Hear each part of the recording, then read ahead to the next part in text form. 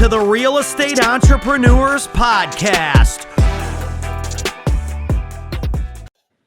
Welcome to the Real Estate Entrepreneurs Podcast. Today, I have the $2 billion man, my friend, Mr. Brad Blazar, the capital raiser. But I tell you this, Brad, I told somebody yesterday, we actually talked about you a little bit, and I said, hey, man, what Brad sells is not necessarily how to raise capital. He sells confidence. And that's why you're such a great educator in the capital raising world, Brad. Welcome to the Real Estate Entrepreneurs Podcast. I think this is the second time I have you, or maybe the third time. Yeah, I know you went to my old studio when I had it in the office over there on I-10, and then you've been to multiple of my events. Yep.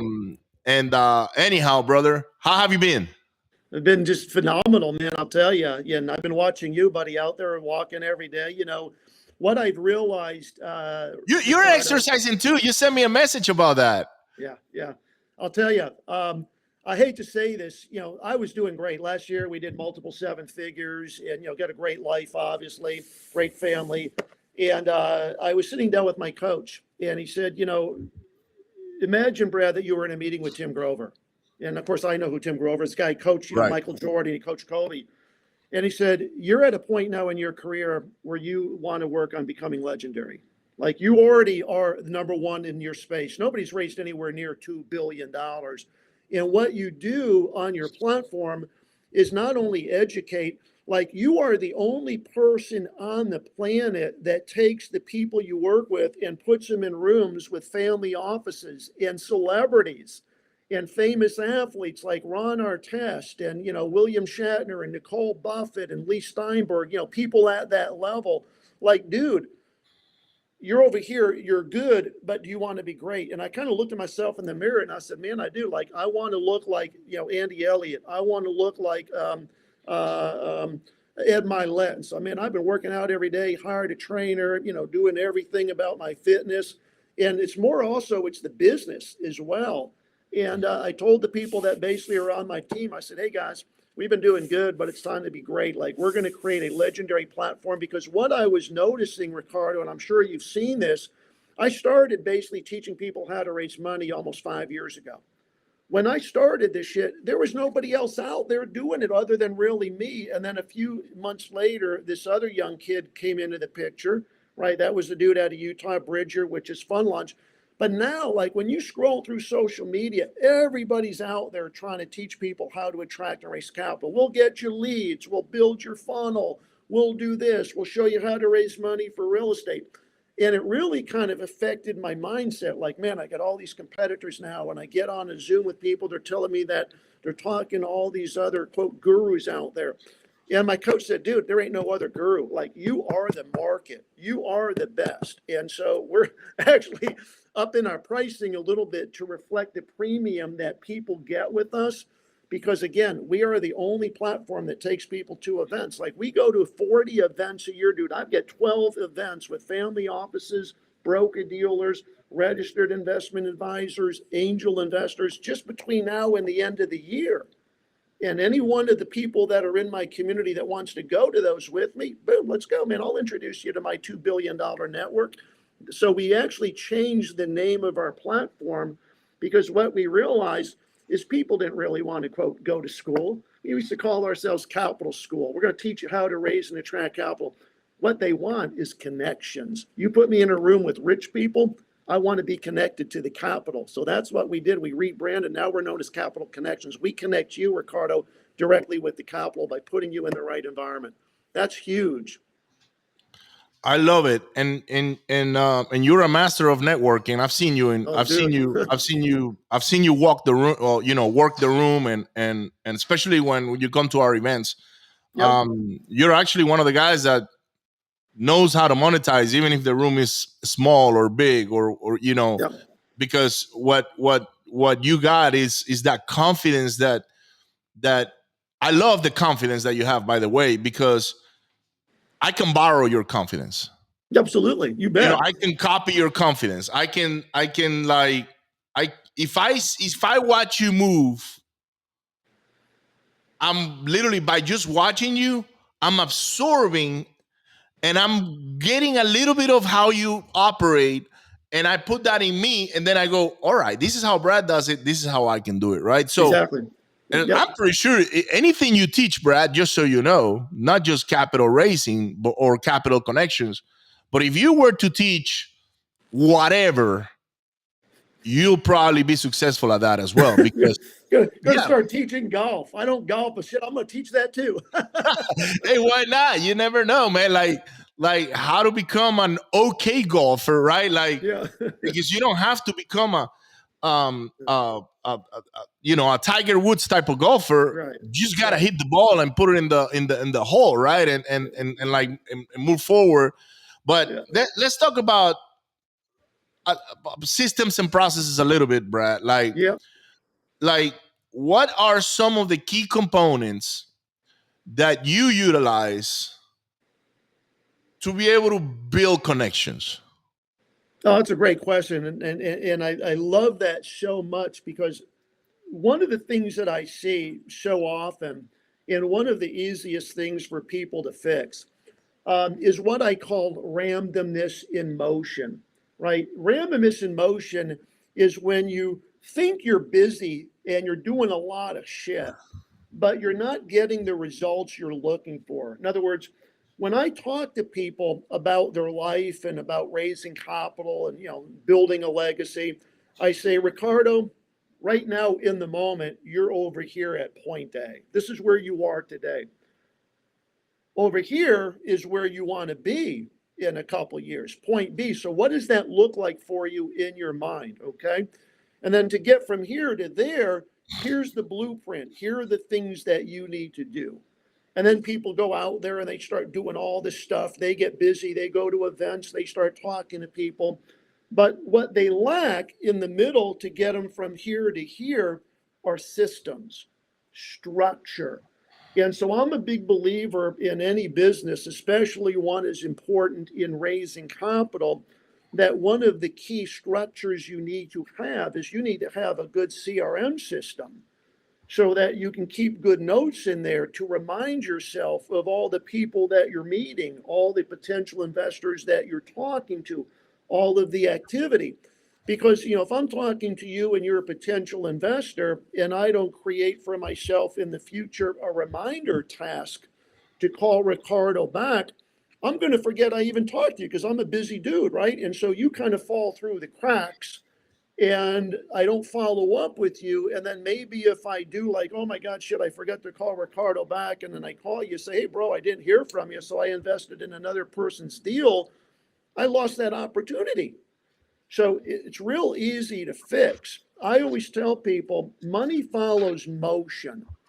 When you're talking to investors and you're trying to raise capital, think about taking that person and just putting them on a conveyor belt. You're I'm moving gonna them take from notes. You have to slow down a little bit, Brad, because I want to take notes from you because yeah. you're just dropping just freaking nuggets So, right now, man. so the first thing you need is you need the structure. You need a good CRM system to basically create the reminder tasks for you to be following up with that potential investor, right? Because if you don't do that, you're going to feel like you're busy. Like you're going to say, yeah, I'm talking to a lot of people, I'm having meetings.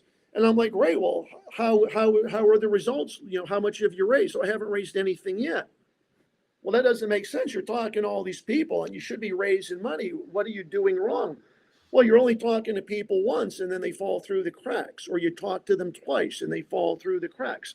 Everything you do needs to go into a CRM system with good notes. And here's why that's so important. I'm a big believer that most people go into business with good intentions. We do a deal, we underwrite the deal, we analyze the deal. But hey, Ricardo, let's face it, sometimes in life, just bad things happen to good, great people. You might have a hurricane, you might have something that affects the outcome of a deal. And so, despite all your intentions, the deal didn't work out as planned. And you get one pissed off investor that does what? They file a Blast you. lawsuit. Oh, this dude lost my money. or they call a regulator and now you got the regulators coming after you. If you can't document that you know that investor fairly well, because in this industry, there's something called the KYC rules, which means you got to know your customer. You got to know that that was a suitable investment for them in the first place, that you just didn't take their money. How do you support that? Nobody's going to believe you if you just say a bunch of stuff, but when you print out from your CRM the notes of all the conversations and say, here's the history of all the conversations in the Zooms that I had Ricardo, where I know what he did for a living. I know he's got a family of 4. I know that he's invested in these other types of investments. I know what his talk. See, now you can defend yourself. And so having that backup information is so very important in an industry like ours. But it gets back to, you got to treat capital raising like a business. It is a business, and it can make you very rich and very wealthy because, it just accelerates everything for you. It gives you the financial resources to do projects and deals that you might not otherwise be able to do on your own.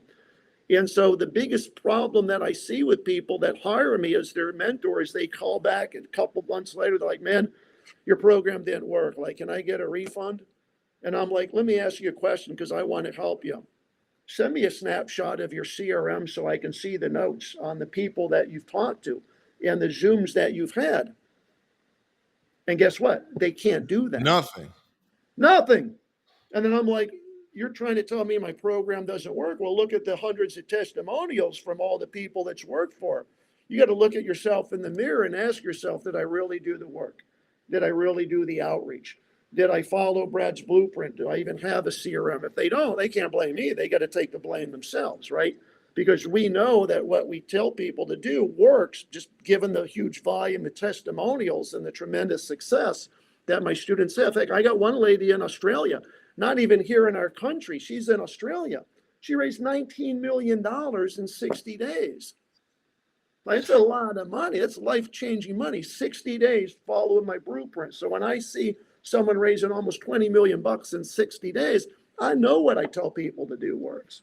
I had a student, Brad, that I was showing how to wholesale, right? And I only charged him $5,000 at the time. That's very little for what you do. I mean, I charge a lot more now, okay? Yeah. But back then it was 5,000.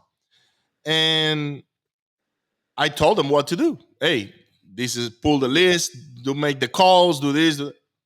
And like a month later, he comes back to me. He's like, I need a refund. And I was like, why is that? Well, I'm not where I thought I was going to be with your instructions.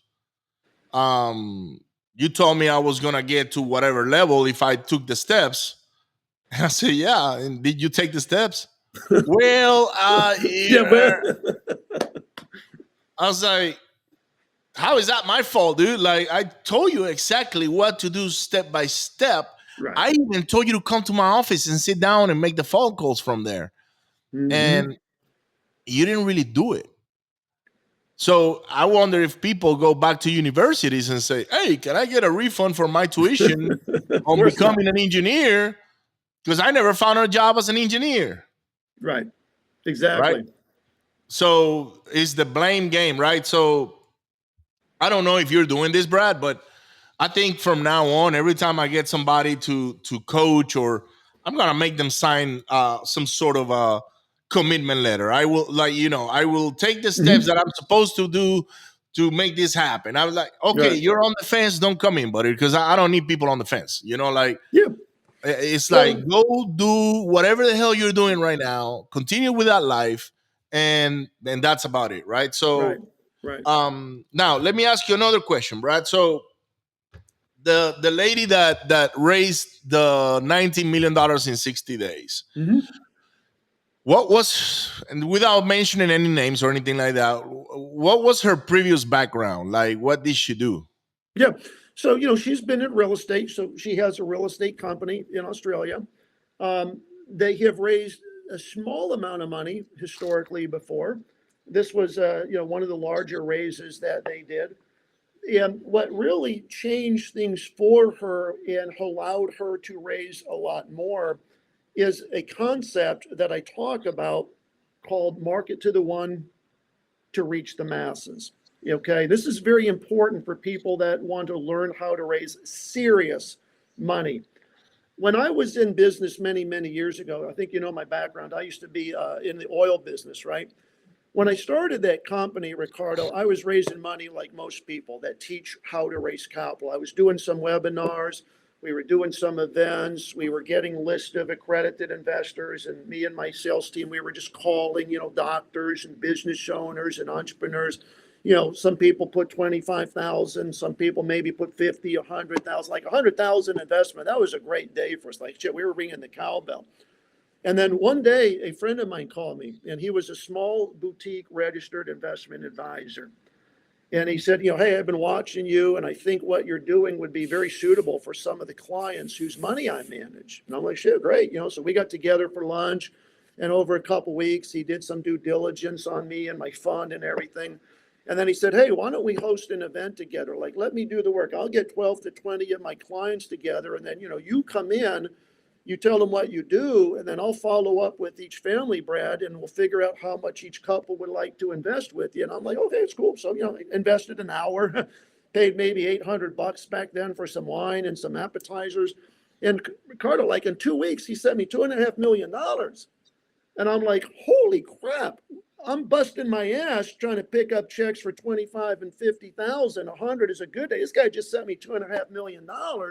Like, if I could find 4 or 5 more guys like him, I could probably raise 3 to 5 times as much money over the next year compared to what I had raised in the last 12 months. And so that's what I did. I started focusing my efforts on people that control wealth. Because out in the world, there are these very small boutique RIAs. They're like doctor's offices. They may have 50, 100 wealthy clients. And if you can get them to like what you're doing and you build the trust, they open up their whole ocean to you. And that could easily be a $10 million or a $20 million or more relationship over the course of the year, because what your fund or what your deals or what your syndications become is just another product on their platform, just like the mutual funds, just like the annuities. It's just another real estate opportunity that they can share with their customers. And so imagine over the course of a year, you identify 5 small RIAs, and each one of you just sends you $5 million, which for those guys is nothing. That's $25 million. And you're not doing most of the work. They're doing most of the work for you. And that's the beauties. That's what she did, is she went down there and she identified some of these RIAs that she built relationships with. And I think one person, she said, sent her, I think it was $3 million. Another person sent her about 6. And that's how she was able to raise that capital so quickly. She didn't do most of the work. She leveraged the relationships that she was able to build with other people that sent most of that money to her. You see the difference in what we're teaching people how to do versus everybody else? Now let's take that back to somebody that's brand new, right? Like maybe let's say this guy just learned how to do real estate, maybe a fix and flip, or became a landlord, something along those lines, right? How can a newbie raise their first $100,000? Okay.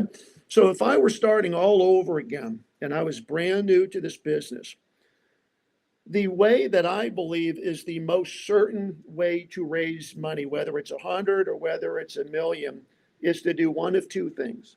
One is you create webinars. And when you do the webinar, you don't pitch, you educate, you add value to people. You tell them about the benefits of investing in real estate, whether it's single family, whether it's commercial.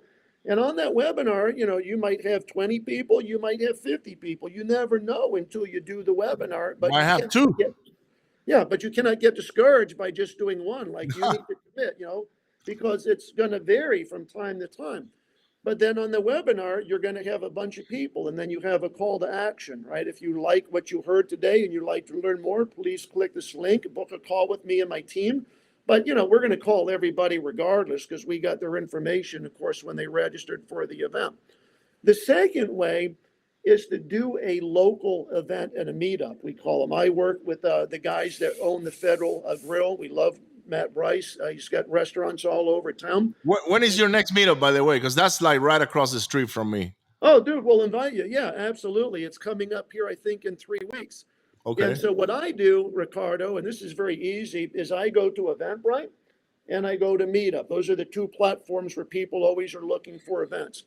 And I create an event and I give it a real cool, sexy name. We call our events Cool Nights with Wealthy People. Come learn the secrets of the wealthy, how to invest in real estate, how to lower your taxes. Typically, we have 30 to 50 new people that show up. Each event, shit, it maybe cost me $1,200. It's nothing. I just pay for some beer and wine and I put out some appetizers and hors d'oeuvres. And then it's more of a networking event. But at some point, I spend about 10 minutes with some slides and I explain to people why they're here, what we do very briefly. I don't pitch.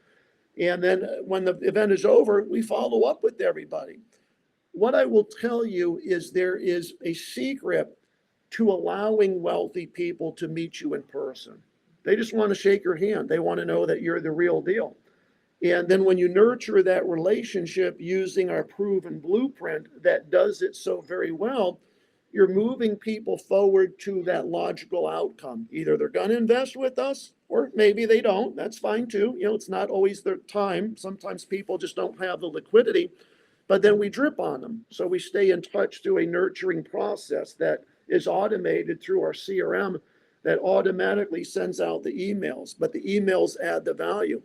But if I had to raise money quickly, that is what I would do. I would spin up a webinar or I would host a live event at some point out in the near future, 2 weeks, 3 weeks out at a pretty nice upscale restaurant like Federal Grill. Boom, you're done. You'll easily raise $1 million. I used to so I started a meetup here in Katy long time ago, and it used to be called the Event in Katy. Okay, Yeah. and we did it on a Monday night. So I negotiated with the bar. It was at a bar of West Timer and the Falcon Landing area, where there's just shopping center there. Everywhere you are. Yeah. So we did that, and the first meetup, I think I had probably 15 people, which is people like, hey, Brad, come on over. And, and so we got together, and then the next meetup we had like 30. And then on the following, we had like 60 and then 120. That's great.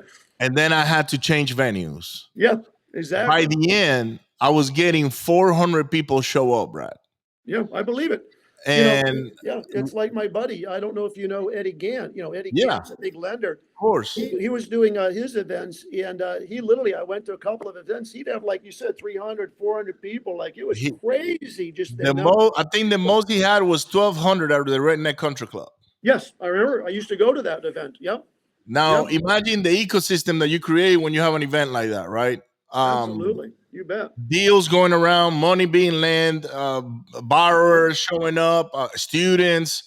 Yep. I mean, everything. I quit doing it because the pandemic kind of disrupted that. Right.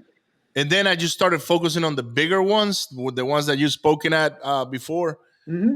And I rather kind of like do 2 or 3 of those a year, and that's it. You know what I mean? Right. Like, it's almost the same effort as doing the little ones. Yeah, it's a different strategy. But see, here's the interesting thing. I was talking to a guy last week that just signed on with us to be in our community and to get help. He's a huge, big, successful multifamily guy. He gets about 2,000 units. And he said that his capital had pretty much dried up and he was pretty frustrated. And I said, well, tell me what you've been doing. He said, man, I've been going to like literally every single multifamily event that I can go to. I've been to Hunter Thompson Raise Masters. I've been to Sumrock. I've been to Rycliffe. I've been to Tyler Devereux. I've been to all these fun these events for multifamily. And I said, well, dude, that's the reason you're not raising any capital. He's fishing in the same pond everybody else is fishing at. Exactly. I said, think about it. You're over here. Everybody that's at this event is either new to the business, they're trying to learn how to get into the business, or they're looking for the money just like you because they got a deal. I said, remember that. Now, imagine the event that I go to and that I can get you to. I go to an event where I got family offices. I get an event where I got celebrities like former and current professional athletes and people like William Shatner and Nicole Buffett and Lee Steinberg, who the movie Jerry Maguire was modeled after his sports agency. We got small boutique RIAs and angel investors. You see the difference in my room with 80 to 100 people. I get maybe 8 to 10 guys like you looking for capital, but the rest of the room, they're investors. They're the ones that got the money. They're the ones that got the money. He's like, well, how do I get into those rooms? I say, well, first you got to work with me because I got my reputation on the line when I put you in the room. So I got to make sure that you're investor ready. We got to get your pitch deck. We got to make sure that you have all the elements to raise capital at that level. But once you're investor ready, dude, you go to the room with me and then I introduce you to everybody there that I know. I say, hey, Ricardo, you got to meet Sam. Like Sam's family office is in Florida, dude, and this is how his family made his millions. Hey, Sam, you got to connect with Ricardo because he's investor ready now and we've worked with him. And, you know, you work the room just like I do, but the difference is the environment that you're in, right? So that's when I told him. He said, dude, like, sign me up. Like, this is a no-brainer. Like, if you're going to actually create the proximity for me personally with those investors and open up your $2 billion network, like, I can only imagine how much more money I'm going to be able to raise. You know? I love it. It's and then on those rooms, you become like the hot chick, you know, that everybody wants because I'm the wingman. I call yeah, myself the capital you're the only one that's got deals or got an opportunity, and everybody's got their money in some 401k or something that they can't, you know, and they're like, oh, that's where we can put our money now and make, you know, better returns. So I'm an advocate for meetups and networking events and all of that. I've done it. The only reason I don't do one right now is because I don't spend enough time in Houston. So I'm kind of like going back and forth in between Venezuela and Houston now. So sometimes I'm not around. And for that, you have to have consistency. Yep. They gotta be kind of like the same dates of the month and maybe the third Thursday of every month or whatnot. Because people get used to that, you know. Exactly. It's a habit. It becomes a habit. Okay, I gotta go to Brad's event on whatever day he's got next month, right? So I love it. I love it. So yes, I agree 100% with you. I actually just did on that event that you participated on the last one. I created a mastermind out of that event on how to come up with meetups. And man, there's like 3 or 4 of those guys. It's always the 80-20 rule, right? So exactly. So 80% of them try to do it, and they found a bunch of excuses on why it didn't work. And then you got these 2 guys.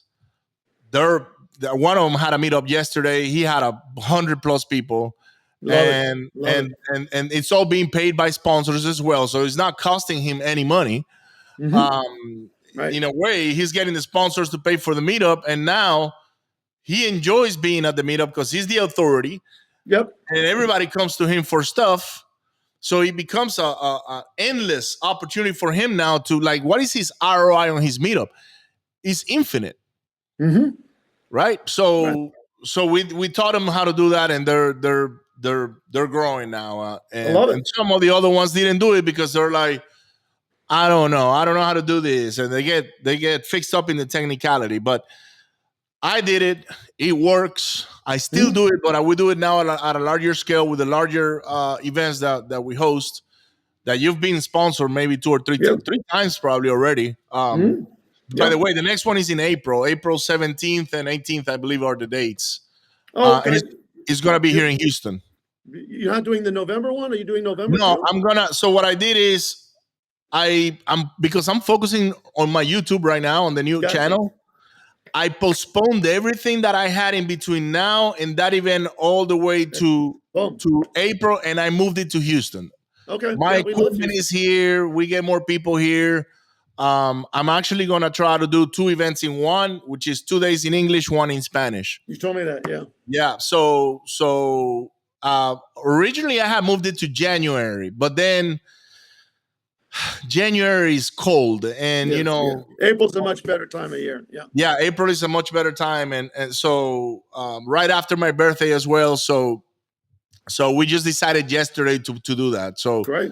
So we'll let you know when Yeah. off camera what that looks like. But anyhow, CRM. You mentioned CRM quite a few times. Yeah. Do you provide a CRM for the people that are getting into capital raising, or do you have a preferred CRM that you use? Yeah, we actually have a bunch of strategic partners that we work with. And so we have a special pricing and a special package that we've actually created with Capitalist Pro. I don't know if you know Dallin Schultz No. and the guys over there, but it is definitely one of the best platforms. They'll create the landing pages. You know, they can help you with the funnels. They got all the templates. They got the emails and everything for the nurturing. And here's the best part about it that I absolutely love. I go to a bunch of events, and I know you go to a bunch of events as well.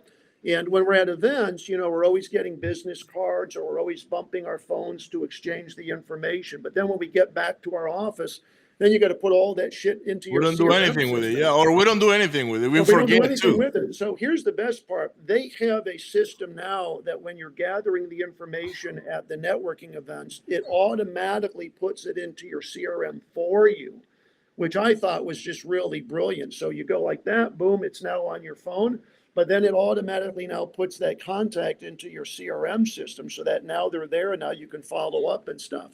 But we work very closely with Capitalist Pro. We got special pricing. And I'll tell you, it is built on top of the most robust CRM system out there. We use it in our business. It's Go High Level. But see, Go High Level as a tool is just a tool. You've then got to customize that tool to what you're trying to do. So now you have the automated emails. Now you've got the calendar. Now you've got the text. Now you've got the funnel. Now you have the engine that's bringing in all your leads so that when you go to social media and people click a link, boom, and they opt in, you're capturing and you're using all of that data in a very positive, productive way. So while we personally don't have our own proprietary, I wish we did, we definitely say, hey, you got to go over here and talk to Dallin. Dallin's team will build this out for you, and it will help you raise capital, and it will give you the tools and the infrastructure and everything you need to get investor interest and move people forward in that process. So if they're using social media, whether it's events or just landing pages, absolutely.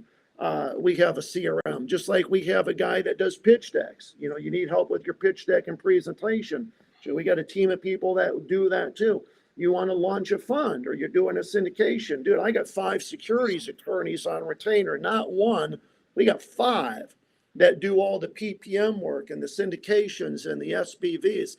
So, you know, we've created kind of what I call this huge turnkey platform where it's like, you just tell me what you need in the world of raising capital, and I guarantee we got that tool for you, you know, because we've been doing it for so long. But more importantly, it's because I've been doing it now for such a long time that I built all these relationships with people. And people come to me like, you know, hey, I got a pitch deck and I want you to take a look at it. I'm like, dude, you don't want to use that. Well, what's wrong with it? It makes you look like a mom and pop operation. Like, I know you did it yourself, but if you're trying to raise some serious money, you can't send that out to people that have the expectations of you looking like a multi-million-dollar brand.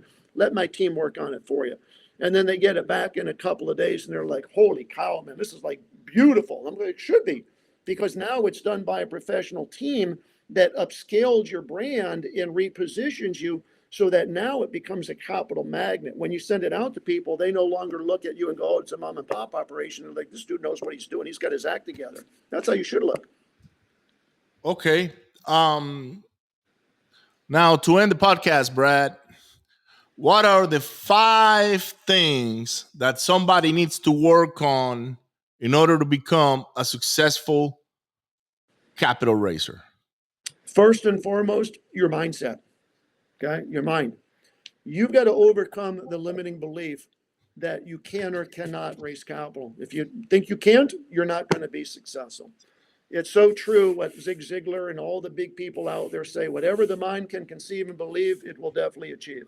So number one is you got to work on your mindset. You are deserving of raising millions of dollars. Number two, they've got to create basically the systems and structure that we talked about. So they got to have a CRM. They need to have proper legal structure. You need to have an LLC. We help you set all that up so that you're set up properly to do it the right way. Number three, It's very helpful if you have a deal. What are you raising money for? What's your business? Do you have a property under contract, or do you have a business plan, or do you have something that you're trying to bring capital to? And number four, you need to have a team. When I had Kevin Harrington from Shark Tank come to speak at my event that we did, he said the biggest reason that people come onto Shark Tank and they don't get a deal has nothing to do with them. We know that there are a lot of very bright people that come onto the tank. They're doctors, they're engineers. It comes down to one word, Ricardo. The word is execution. See, if you're a solopreneur and you're out there trying to raise capital, that potential investor is going to look at you and say, Ricardo, you trying to tell me that you're doing everything in your business? Like, are you going to take care of the taxes and you're taking care of the compliance and you're over here taking care of the asset? No, I got a team of people. Well, then shit, where's your team? So that number, I think it was number four, is you got to have a team to show an investor that you can execute on the investment objective. And then lastly, you got to have a tenacious perseverance attitude, because raising capital, it's not easy, but it does require the work and the effort like we talked about throughout the podcast episode. It's the 80-20 rule. 20% are going to do the work. They'll become multimillionaires. They'll create a legacy. The other 80% will become frustrated. They'll give up and they'll never become a success, because to them, the work is too much work, right? It's just like anything else in life. And I tell people that unfortunately we live in a great country, but comfort is the worst enemy of anybody that wants to create massive success in their lives. And the reason is that, to go from where you are to creating legendary wealth requires effort, requires work. And most people just kind of acquiesce and give in to the life they lead. Like, yeah, I got a good life, man. I'm making 150, 200 grand a year, drive a nice BMW, live in a nice house. Why do I need to work that much harder? Well, dude, yeah, you want to be good, or you want to live in a mansion worth $3 million and be driving a Rolls Royce, and in addition to the Rolls, have a McLaren and a Ferrari also in the driveway. Like, dude, that's the decision you made. Live with it. I'm over here driving a Range Rover, living in a country club, flying all over the world, having a great time, meeting great, wonderful people. It's just who I choose to be. So I think those are the 5 things that you need to bring to be a successful capital raiser. But more importantly, it's really understanding what your purpose is and why you're doing it. Because at some point, and you know this, you're going to have peaks and valleys in your business. You're going to get knocked down. You're going to have days where you're like, shit, fucking payrolls on Friday, man. I'm looking at my bank account. My bank account is close to being at zero because, whatever, we had a charge back or whatever. And, you just have to deal with it. And you just have to realize that you keep going and it gets easier as you go, and you scale and you continue to grow. And, there's the days obviously in every entrepreneur's journey, because I think being an entrepreneur is probably one of the most challenging jobs there is that exist on the planet today, but it's also one of the most rewarding. I love it, Brad. Thank you so much for being here today, man. How can people get a hold of you? Oh, man, it's really simple. You just go to the internet and you just put my first and last name, Brad Blazar, B-L-A-Z, like zebra, A-R. There's no E's. And I'll just pop up all over your page there on Google. You go to my website, bradblazar.com. You go to Instagram, look for Brad Blazar with the little blue check. Go to Facebook. Send me a DM. Better yet, on my website, just call the office. And, me or somebody here that's at the office will pick up during the days. And we'd love to connect with any of your listeners. We're doing a boot camp actually in December in Austin, Texas. We'd love to have people come to our boot camp and connect and network.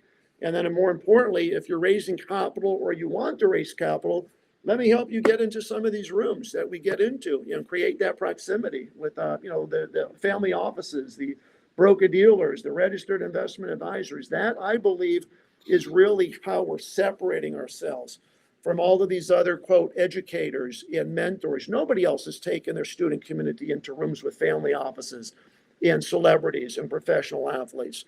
I do. Why? Because I got a $2 billion network, and I want to bring you right along inside that network with me once you're investor ready and you're ready to raise some serious big time capital. Amazing, Brad. Thank you so much for being here today. I appreciate you guys. Go look him up, Brad Blazar. I recommend him 100%. He sells confidence. He sells you the knowledge that you need to have to go raise all that capital that you want to have for your project. So It's a lot different to work with private money than it is to work with loans and things of that nature. Yes, So it is. your life just becomes a lot easier when you have control of the capital and you decide who you work with or who you don't work with. So with that being said, guys, don't forget to hit share, like, and subscribe. Make sure you go follow Brad as well. He's got a YouTube channel where he's going to be releasing a bunch of new information on how to raise capital and educational videos and things of that nature. And I'll see you on the next one. Thank you, Brad. You bet. It's great to be here, Ricardo. Awesome, Always a pleasure. Mine too.